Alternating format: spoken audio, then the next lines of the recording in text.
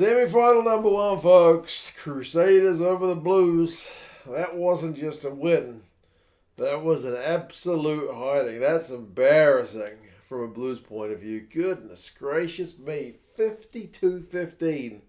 The Blues came very close to being beaten by more than what the Drua got beaten there a week before. They certainly conceded more points than the Drua conceded. So, oh my goodness. We will go over some key events, stats.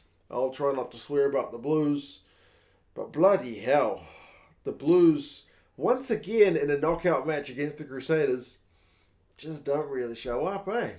I mean, that takes nothing away from the Crusaders. The Crusaders put all kinds of pressure on you and don't let you play your game, which is absolutely a huge part of it. But goodness gracious me. It was men against boys, folks.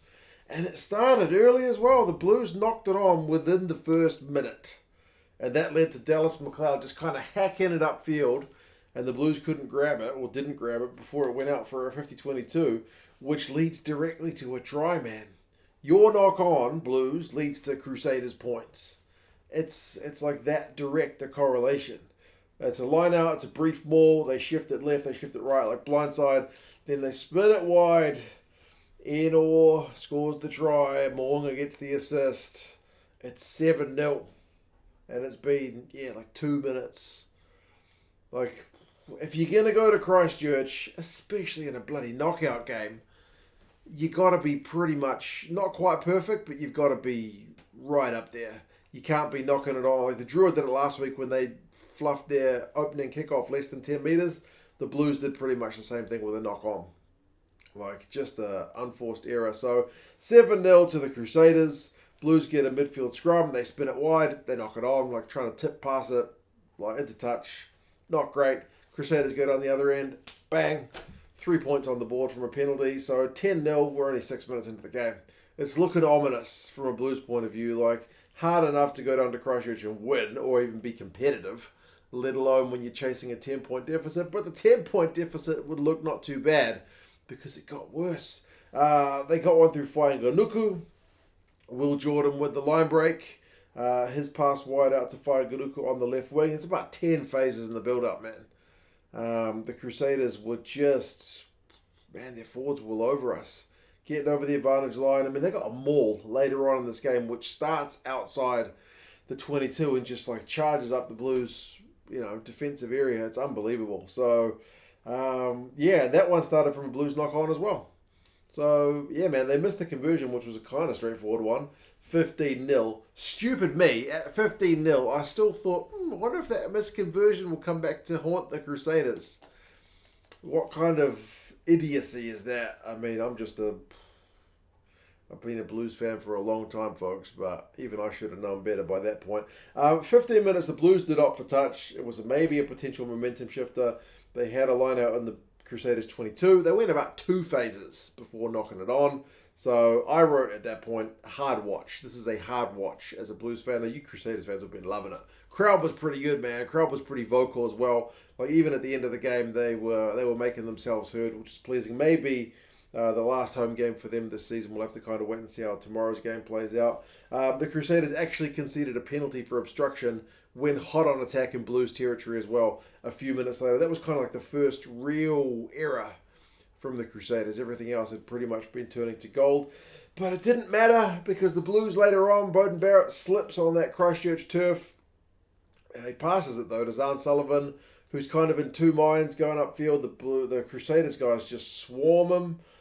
They win a penalty at the breakdown. They kick that penalty, so it's 18 points to 0. Papali'i takes an aerial ball on the wing, which was a bit of a weird one. He had a wee run. It was maybe the best run of the Blues' first 20 minutes, which is kind of sad to see. Your open side flanker out on the wing, getting a wee run. But the Blues did get on the board on 25 minutes to make it 18 points to 3. So at least we knew by that point as Blues fans we weren't going to get nilled.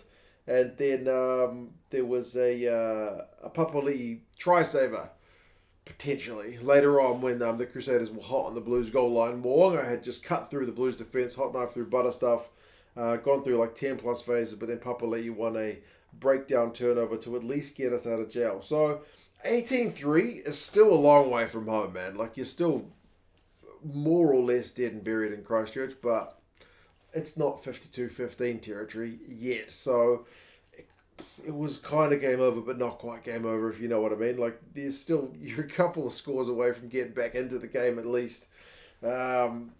Unlikely though, but still, 34 minutes though, the Crusaders' pressure goes on. Ennor with the quick hands puts Will Jordan through a nice gap, and 25-3. 25-3 is where I kind of knew, like, well and truly, yeah, we're done. We're not getting back into this one. I mean, even 18-3, I probably knew that, to be honest. But yeah, and then maybe my favourite try of the game is that Maul one. I mean, Leicester Fainga'anuku scores a great one in the second half, but it's that first Maul that gets Sotutu yellow carded.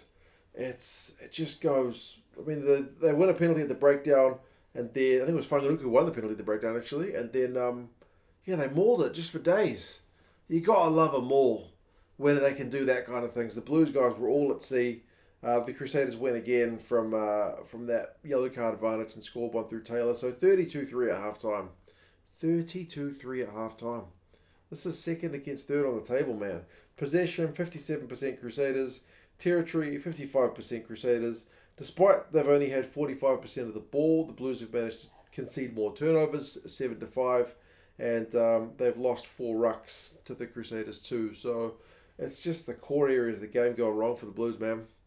And the Crusaders are just real sharp. Starts the second half. Crusaders are still human. They pass it into touch. Mo'unga a little bit off. Is it a chance for a Blues bit of momentum? The Blues had an attacking line out down in Crusaders territory again. Eklund's come on for Riccatelli, but his first line out doesn't go straight. So nothing going right for the Blues really. And then, okay, maybe this one's my favourite try list. That's Fainga'anuku's second. It's a line out move. He gets put into a gap, and geez, he's just got the gap, he's got the pace, and then he's got the power. He blasts through Zahn Sullivan like he's virtually not there. And then he drags 2 Blues players over the line with him. So, geez, 39-3. I mean, the Blues did get one through Brodie in response in the second half. Rico with the line break in his 100th game. Christie with the pass to Brodie with the wee step. So 39-8. Misconversion. So we're not into double figures as Blues fans. But I mean, to be honest, the Blues actually had some pressure and some possession in that second half. Did they ever look like realistically getting like genuine scoring chances? Not really. And that's the difference between the sides. Every time the Crusaders went down the Blues end, you felt like there's a good chance they're going to score. You didn't really feel like that with the Blues. Bowden again, cross kick into bloody Dalton Papali'i seemed to be a thing, but yeah, eventually Will Jordan managed to nab one of the Blues cross kicks, so kind of attack extinguished again. 65 minutes, another Crusaders 3-pointer. Not long after a Blues knock on again, so it's 42-8. And then they got their last one through old Fergus Burke, who'd come on as a substitute. They were able to clear the bench relatively early. The Crusaders this one saved some energy for next week. Heinz to Goodhue to Mo'unga to Burke. It's pretty sweet stuff. Started from the Blues giving away a kind of soft penalty. Crusaders scrum, and 49-8. 49-8. The penalty on 78 minutes made it 52-8, because 49-8 is the same score as last week against the Drua.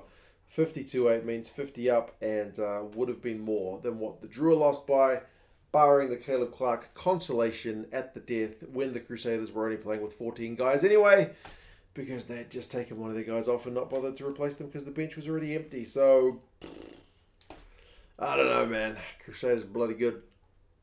I didn't see that result coming. I did put $10 on the Crusaders prior to the game, so I'll probably get $4 out of that. That's something, because I figured the Crusaders would win, and if I'd lost $10 with the Blues winning, that would have been worth it, but it honestly never really seemed likely. Crusaders at home in a playoff game is pretty much like a sure thing, isn't it? The Blues actually finished with more run meters, more possession, and more territory, but as I said, that's just because the second half they had some ball, but it didn't look like it's a bit of a deceptive stat. The Crusaders had better tackling stats, 88-84. Fewer turnovers conceded, 10 to the Blues, 16. They had a better line-out, 86%. The Blues still struggled with 76.